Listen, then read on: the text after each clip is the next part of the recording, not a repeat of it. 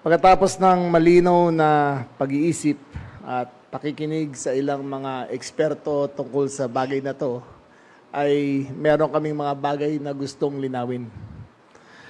Andito kami ngayon para linawin ang naging rekomendasyon ng PNP CIDG tungkol sa kaso ng dalawang student athlete ng Ateneo Men's Basketball Team na nasawi sa Dipacolaw, Aurora noong Hunyo 8, 2026.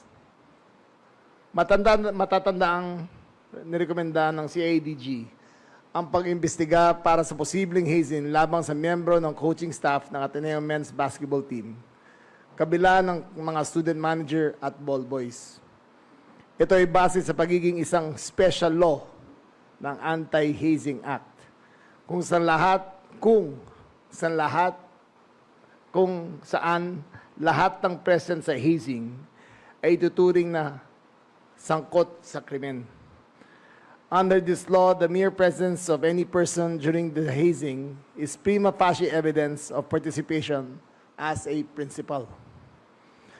Bagamat ito ang aming naging rekomendasyon, maari na ring maalis sa listahan ng kakasuhan ang ilang mga kasama sa aktibidad, lalo kung mapakita na hindi nila alam ang masamang layon nito.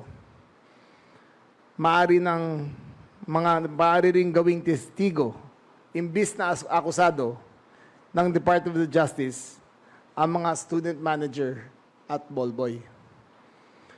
Ang pinakamahalaga sa amin ay mapanagot ang siyang mga nagplano at sinadyang pahirapan ang mga student athletes.